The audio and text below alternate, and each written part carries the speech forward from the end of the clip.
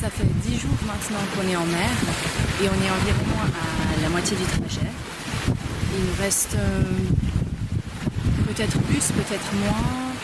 Plus si on traverse la Pétole, on aura peut-être quelques jours où il n'y aura pas du tout de vent, mais bon, c'est presque mieux parce que on est dans la zone des cyclones, donc mieux vaut la Pétole qu'un cyclone quand même.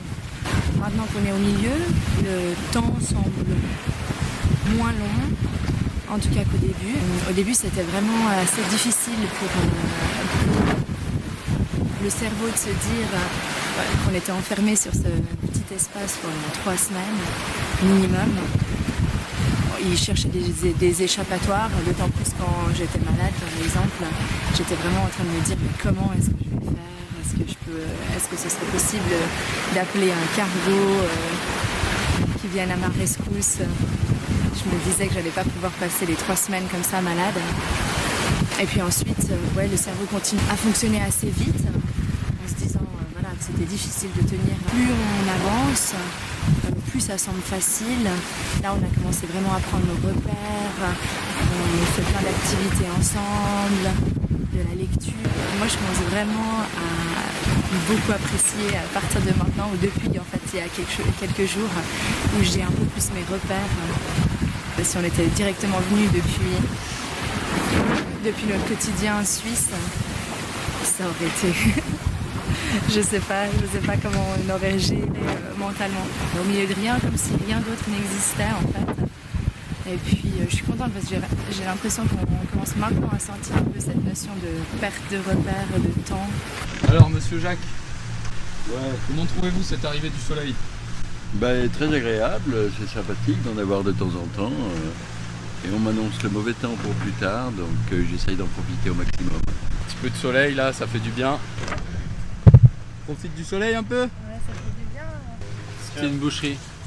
J'ai jamais vu ça. Mes yeux, j'ai jamais vu ça. Ouais, on dirait un hasard. Allez, il est beau! Il est beau, il est beau, il est beau, il est beau! Ouh, il est énorme! Allez, maintenant! Amène-le! Ah! Attention, c'est long! Putain! Attention, c'est long! Énorme! La ligne, elle a cassé. Il bouge encore. Putain, il est énorme le hasard quoi. Là, on est fiers! En plus, ça a mordu en même temps. Travailler.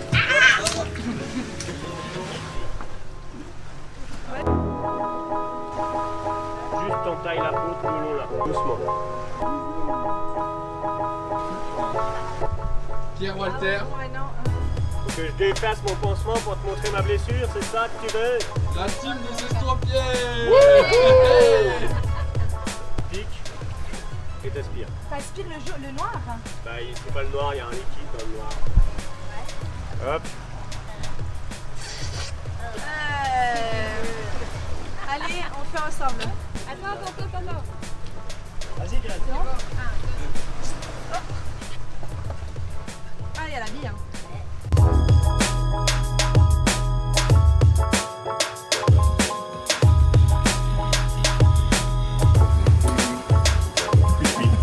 Eh oui, mon cher Jean-Pierre, nous sommes à bord du catamaran Ulysse où s'apprête à se dérouler la compétition internationale ou en tout cas européenne du mangeage de petits lus. Alors, cette compétition est basée sur des règles assez simples. Il s'agit de manger, d'engloutir, je dirais même, 3 petits lus made in Nantes en moins d'1 minute, mesdames, messieurs, moins d'1 minute. Et ce sont les Suisses qui vont démarrer la première manche, ainsi que Mathilde. Et à la droite, le joueur suisse masculin, Fred, surnommé Michel Moutot. Novice dans la compétition, c'est sa première participation à une compétition de cette envergure.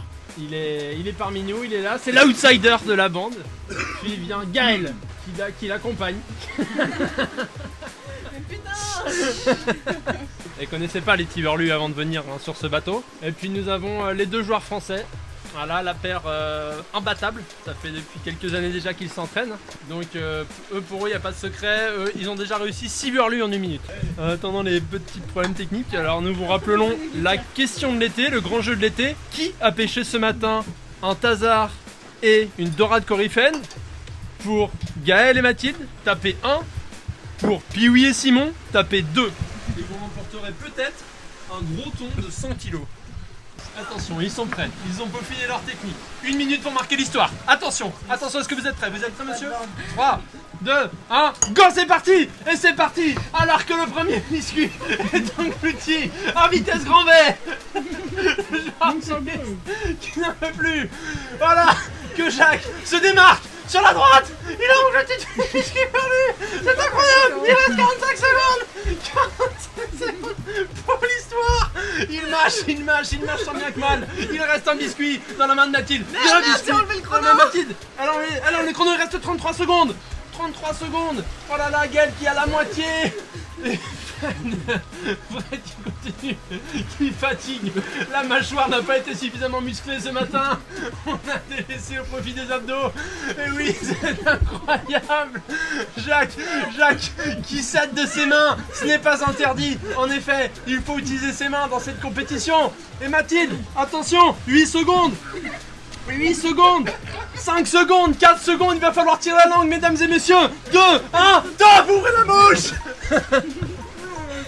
Jacques, c'est pas grave.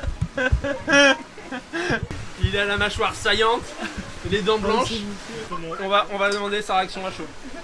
Ouais, alors j'ai subi beaucoup de pression face aux 2 joueurs français. Tout ça pour un Suisse c'est compliqué. Mais bon, c'était une première, on lâche pas l'affaire et puis on reviendra plus fort la prochaine fois. Alors Gaël. Surprenant. Je m'attendais pas à tout ça en bouche. Ça fait beaucoup en bouche en une fois, elle a dit. Elle est quand même la gagnante de l'épreuve. On peut quand même le souligner. Qu'est-ce que ça vous fait de gagner une épreuve comme ça en plein milieu de l'océan? Elle est submergée également par l'émotion, hein. On sent que dans le clan tricolore, c'est waouh, c'est les petits lus ça. Regardez les lunettes de Jacques, faut que tu finis les lunettes de Jacques. Il finit les rêves, Jacques. Alors, il y a une disqualification. C'est incroyable. Un rebondissement de dernière minute. La triche dans le clan tricolore. Ils sont tout organisés. Voilà, petit topo des derniers jours. Là, on est en train de faire du moteur en ce moment parce qu'il n'y a plus de vent. On attendait cette pétole justement. Elle n'était pas très forte, enfin il y avait quand même encore 15 nœuds de vent, mais là on tombe souvent en dessous de 5. Et puis on aimerait bien avancer, je pense qu'il y a tout le monde qui s'impatiente un petit peu d'arriver. Au niveau des activités, moi je trouve que les journées passent encore assez bien. Hier on a pêché 2 poissons avec Mathilde, on était vraiment contente. On était en train de discuter sur le toit, enfin au-dessus du cockpit avec Pioui, le capitaine, Jacques, Mathilde et moi. Et tout d'un coup on a entendu les cannes à pêche. Alors moi j'ai couru en bas, j'ai attrapé la première, j'ai commencé à mouliner pour l'attraper. Et Mathilde est allée voir la deuxième canne à pêche et puis il y avait encore un plus gros poisson au bout. Et Pioui nous a enseigné après comment le dépecer, enlever tous les organes et puis voilà, préparer les petites tranches de sushi qu'on a eu pour le midi, c'était vraiment cool. J'en pleure de bonheur. Et ça, c'est François qui nous a fait des lentilles germées. Pousser les petites graines. Bon, c'est poisson, viande, ratatouille, riz, pâtes. Complète, c'est ça. Ouais, je sais pas si je veux dire.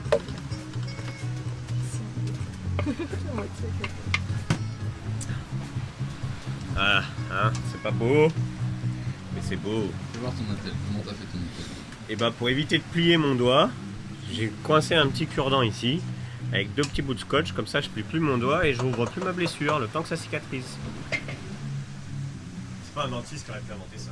Moi je lis toujours Michel Moutot, toujours présent. Moi je fais mes exercices, Des exercices de quoi? je bachote les manœuvres sur le bateau pour les apprendre. C'est bien. Eh bien.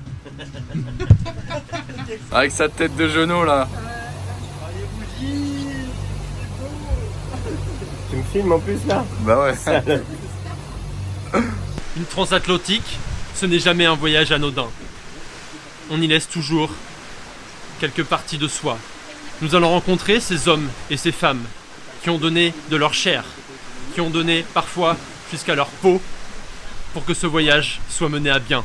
Et nous commençons par Mathilde. Mathilde, infirmière à bord, qui a tout donné, qui va nous montrer comment elle s'en est sortie quasiment indemne. Quasiment indemne. J'ai laissé quand même la moitié de mon pouce.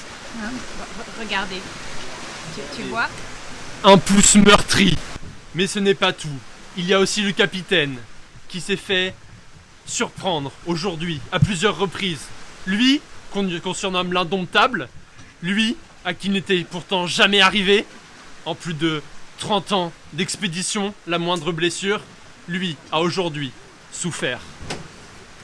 Il accepte de témoigner et de parler à l'antenne. Nous allons le rencontrer. Il a mis sa casquette pour l'occasion. Le capitaine va nous montrer ce qui lui est arrivé aujourd'hui à ses doigts meurtris. Il est un peu déboussolé. Coucou, je suis le petit doigt, je peux pas parler. J'ai mal. Le capitaine n'a plus tous ses esprits. C'est normal. L'homme en mal le ronge. Coucou, bonjour et bienvenue pour le point météo Calypso. Comme vous pouvez le voir derrière moi, on approche des tropiques, hein. C'est indéniable. Le temps est beau, le temps est chaud. Préparez la biafine et préparez la crème solaire, les gars, ça va envoyer. C'était Mathilde, envoyée spéciale sur Ulysse de Calypso. À vous les studios.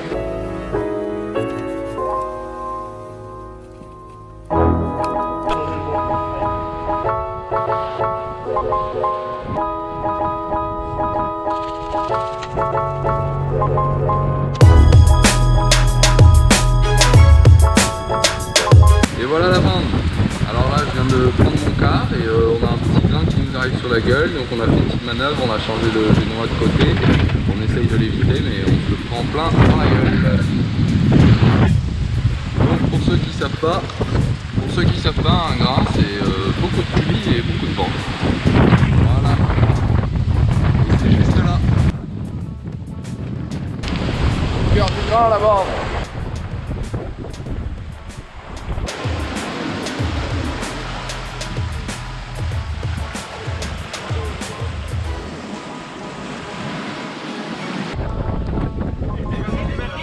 Oh merde, je suis tropical.